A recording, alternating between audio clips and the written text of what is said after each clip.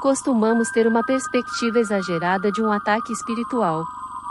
A mídia, a televisão e a cultura popular nos presentearam com uma representação específica do que aparentemente é um ataque espiritual. No entanto, a percepção do mundo sobre o que constitui um ataque espiritual e a realidade por trás desses ataques são muito diferentes.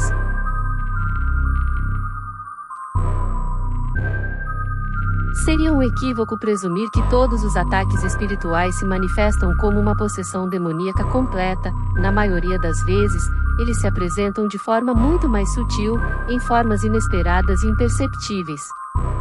A arma é o engano, não a agressão. O inimigo prefere se esconder nas sombras e se camuflar na escuridão, nunca se revelando abertamente, pois busca acesso total sem ser percebido.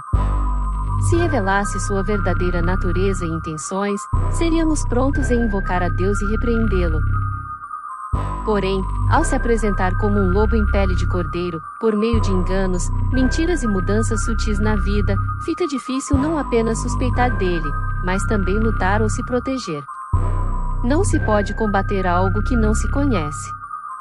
Por isso, é importante estar atento a alguns sinais de um ataque espiritual.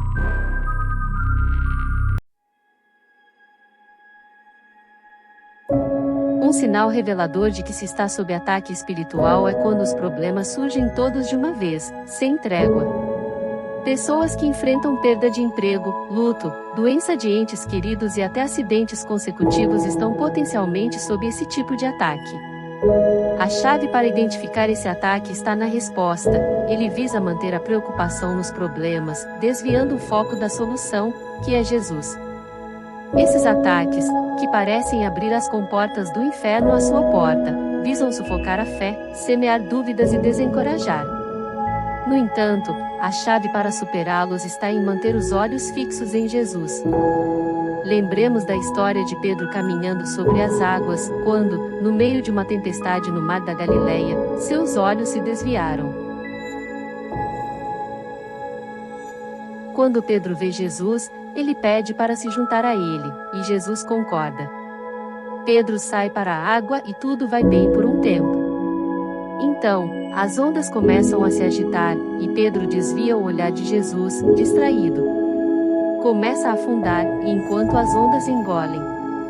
Os outros discípulos nos barcos assistem. Talvez o ego de Pedro tenha sido a própria distração da única coisa que ele deveria fazer: manter o foco em Jesus. O mesmo vale para nós. Devemos manter os olhos em Jesus e não nos distrairmos com as coisas ao nosso redor.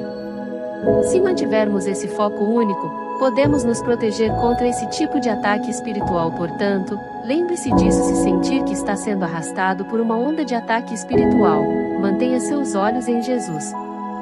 Se sentir que está se afogando, mantenha seus olhos em Jesus.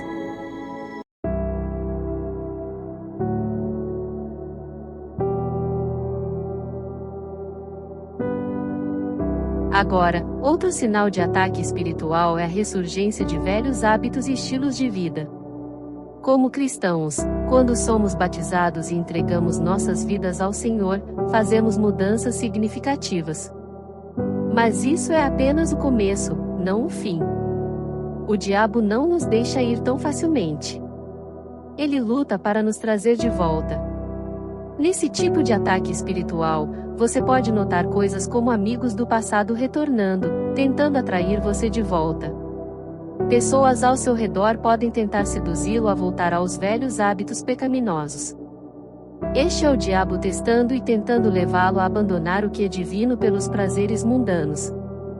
É como a parábola do semeador que Jesus conta em Mateus 13. Algumas sementes caem entre espinhos, e à medida que crescem, os espinhos a sufocam, impedindo que produzam frutos. Jesus nos diz que isso representa aqueles que ouvem a palavra, mas são preocupados com os cuidados deste mundo e as ilusões das riquezas, sufocando a palavra. Devemos nos proteger contra esse ataque, mantendo vigilância sobre nossas companhias e permanecendo conectados à Bíblia. Tenha cautela com a companhia que você mantém. Algumas pessoas verdadeiramente o impulsionarão para frente, enquanto outras estão lá apenas para puxá-lo para trás. Devemos ser prudentes ao escolher nossas companhias. Outro indicador claro de um ataque espiritual é sentir-se isolado ou ser afastado dos relacionamentos piedosos.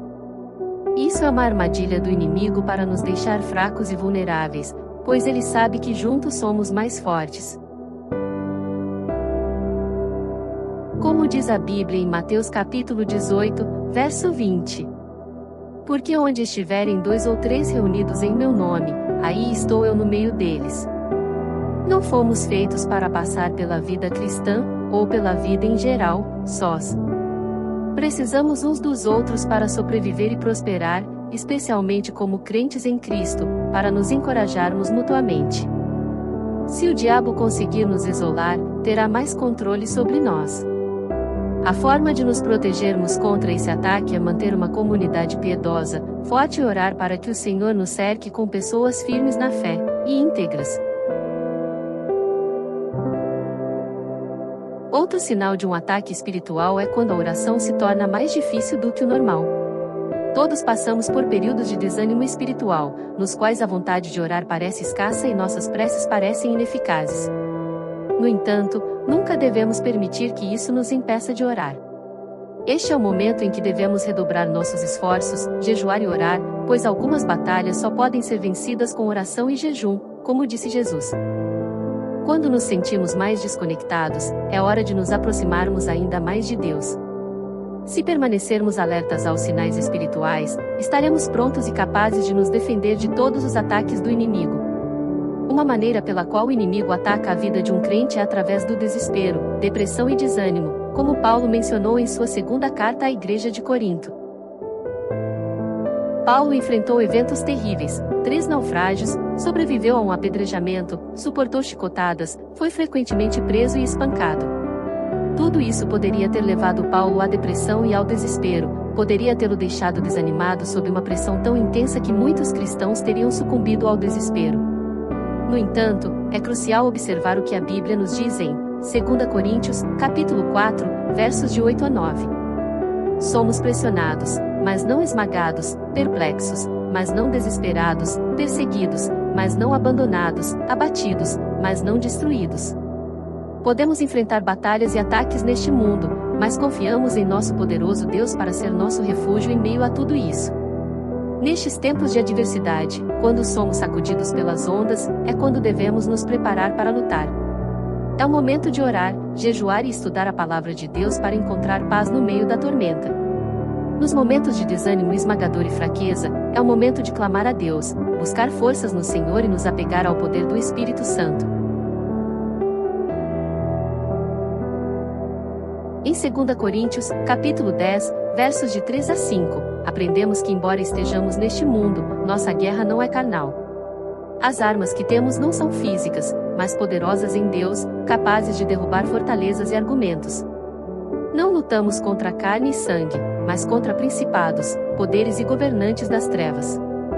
Portanto, devemos orar pela vitória em todas as áreas de nossas vidas, declarar as promessas de Deus e confiar no poder do nome de Jesus e na palavra de Deus. Lembrem-se, com convicção, de que o Senhor está sempre ao alcance daqueles que genuinamente o buscam e invocam.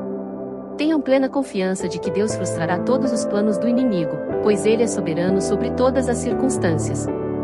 Cada desafio que enfrentamos é uma oportunidade para testemunhar a grandeza do poder de Deus. Portanto, exorto fervorosamente o povo de Deus a depositar sua confiança absoluta no Senhor, em sua palavra infalível e em suas promessas imutáveis, pois é através dessa fé inabalável que a verdadeira vitória será alcançada. Na jornada espiritual, enfrentamos uma guerra intensa e incessante, uma realidade muitas vezes obscurecida por aqueles que ainda não compreendem completamente seu alcance. O inimigo, astuto e implacável, trava uma batalha invisível, determinado a obscurecer a luz da verdade divina em nossas vidas. A cada passo, ele tece uma teia de enganos, visando nos afastar da fé e da confiança em Deus. Contudo, não nos enganemos, essa guerra não é para os fracos de coração, mas para aqueles que reconhecem que a vitória pertence ao Todo-Poderoso. Nele encontramos nossa força e esperança, permitindo que Ele mesmo batalhe em nosso lugar. Cada esquina da existência humana é permeada por essa batalha espiritual, e não há como escapar de seu impacto. Os objetivos do inimigo são claros: semear desespero, desviar nossa atenção do divino, alimentar a insatisfação e semear a divisão entre nós. No entanto, para emergir triunfantes, devemos seguir o exemplo supremo de Cristo. Ele, que buscava a solidão para se fortalecer em oração, nos mostra o caminho da vitória. Nossa arma mais poderosa é a oração, um ato de entrega que convoca o auxílio divino em nossas lutas. Ao dobrarmos nossos joelhos diante do Criador, estamos convidando-o a intervir em nosso favor, a desfazer os estratagemas do inimigo e a conduzir-nos à vitória. Ó Deus, nosso amado Pai Celestial, em cujas mãos repousa o destino do universo e o poder sobre toda a criação, humildemente nos aproximamos do Senhor em busca de sua proteção e auxílio contra as forças malignas que rondam nossas vidas. Reconhecemos, ó Senhor, que estamos envoltos em uma batalha espiritual, onde as trevas conspiram para desviar-nos do teu caminho de luz e verdade. Imploramos, pois, que estendas a tua mão poderosa sobre nós, cercando-nos com tua divina proteção e nos livrando de todo mal que busca nos afligir. Em tua infinita misericórdia, conceda-nos a sabedoria para discernir o bem do mal, a força para resistir às tentações que nos assediam e a coragem para enfrentar as adversidades com fé inabalável em teu poder redentor. Que tua luz divina dissipe as sombras que nos rodeiam, ó Senhor, e que teu amor infalível nos envolva como um escudo, nos guardando contra os ardis do maligno. Que em tua presença, ó Deus, encontremos refúgio seguro e fortaleza inabalável. Que possamos caminhar sob tua orientação, confiantes de que, contigo ao nosso lado, nenhum mal prevalecerá contra nós. Em nome do Pai, do Filho e do Espírito Santo. Amém.